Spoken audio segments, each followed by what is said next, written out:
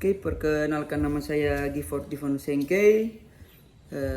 Saya berkuliah di Universitas Pembangunan Indonesia, jurusan hukum. Alamat tempat kuliah saya berada di Jalan Robert Wortel Mengisi di 6, nomor 129, lingkungan 2, Kelurahan Bahu, Kecamatan Malalayang, Kota Manado. Oke, jadi saya akan mempresentasikan makalah mata kuliah agama dengan judul Manusia dan Tanggung Jawab serta Keutuhan Ciptaan. Langsung saja kepada pembahasan. Di sini ada 9 poin pembahasan. Jadi pembahasan yang pertama itu pengertian manusia.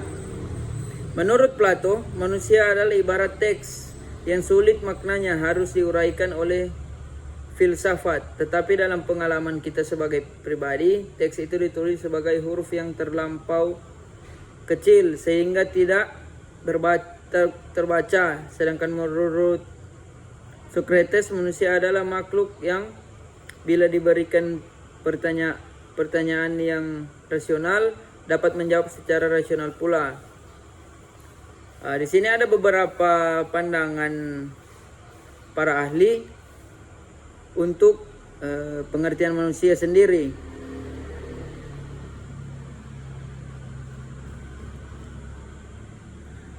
Kita masuk poin yang kedua, manusia dan ciptaan lain. Dalam Alkitab menyatakan bahwa posisi kedudukan manusia diperhitungkan sebagai ciptaan yang sangat diistimewakan dan diunggulkan dibanding dengan ciptaan Allah yang lain. Poin yang ketiga, Allah Maha Kuasa. Dunia ada bukan karena sesuatu kebetulan, tapi karena Allah menciptakannya. Manusia adalah salah satu dari ciptaan Allah. Kepada manusia Allah memberikan akal budi sehingga manusia dapat menciptakan lampu, radio, telepon, mesin uap, dan sebagainya. Segala sesuatu yang diciptakan Allah pada dasarnya adalah baik. Poin yang keempat, di sini ada makna manusia sebagai gambaran dan rupa Allah. Dalam bahasa Ibrani sebagai bahasa asli Perjanjian Lama, kata gambar adalah selem, yang berarti gambar, patung, model yang asli, sedangkan rupa disebut dengan istilah demut, yang berarti salinan, tembusan yang asli. Jadi kita bisa menyimpulkan bahwa di sini memang apa yang diciptakan Tuhan, terutama manusia, itu serupa dengan Dia, bukan muka kita yang serupa atau fisik kita yang serupa, tetapi apa yang tergambar oleh Tuhan itu ada pada diri kita, seperti kita melakukan kebaikan, berbuat baik. Nah, itu salah satu contoh menyerupai bahwa Tuhan itu sama seperti kita. Ini poin yang kelima, manusia diciptakan sebagai laki-laki dan perempuan. Tuhan Allah berfirman, tidak baik kalau manusia itu seorang diri saja. Aku akan menjadikan penolong baginya yang sepadan dengan dia. Itu ada dalam Kejadian 2 ayat 18. Diciptakannya manusia sebagai laki-laki dan perempuan.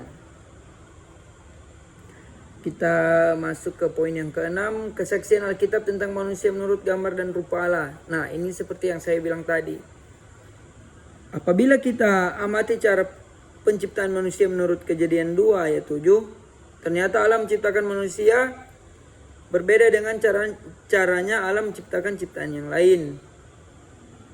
Sini ada tertulis makhluk yang lain tercipta hanya dengan firman Allah, sedangkan manusia tercipta dengan firman dan tangan Allah.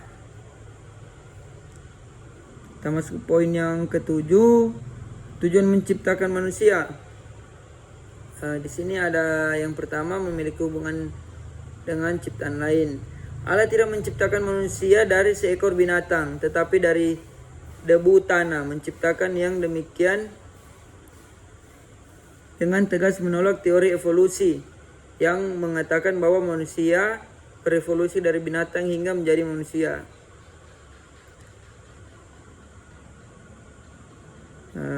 Allah telah merencanakan bahwa manusia dapat hidup jika didukung oleh ciptaan lainnya. Memang hidup itu datangnya dari Allah, tetapi hidup itu berlanjut dengan dukungan ciptaan-ciptaan Allah yang lain.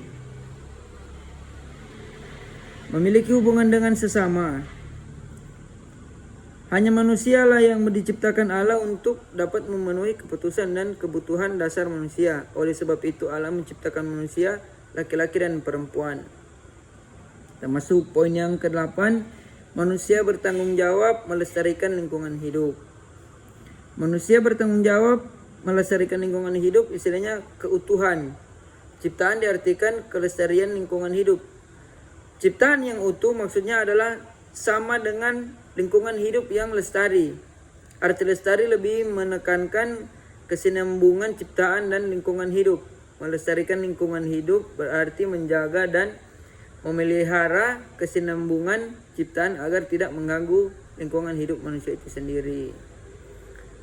Nah, di sini ada pengertian lingkungan hidup.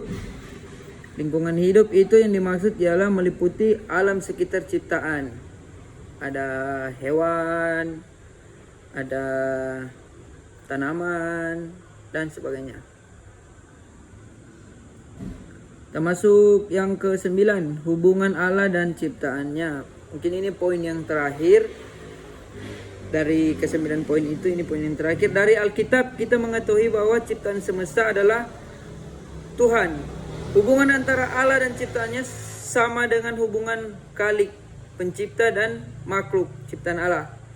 Sebagai ciptaan Allah, tidak membiarkan ciptaannya berjalan sendiri. Tuhan sangat mengasihi ciptaannya. Itu tertulis dalam Yohanes 3 ayat 16. Setelah makhluk, kita tidak mungkin menyamai Sang Pencipta. Allah sangat mengasihi dunia dan segala isinya. Tentu saja Allah juga mengasihi, memedulikan dan setia kepada kita. Allah berkenan kepada manusia melalui Tuhan Yesus Kristus. Kita mengetahui kasih, kepedulian, dan pemeliharaannya. Itu ada tertulis di Yohanes 3 ayat 16. Oke, jadi cuman sampai di sini pembahasan dari makalah saya. Dan saya akhiri pembahasan dari makalah saya. Jangan lupa bergabung bersama kami di Universitas Pembangunan Indonesia, karena di Universitas Pembangunan Indonesia itu ada beberapa fakultas, terdiri dari Fakultas Hukum, Teknik, Keperawatan, Sospol, Pertanian, dan Sastra. Kami tunggu untuk bergabung bersama kami. Terima kasih.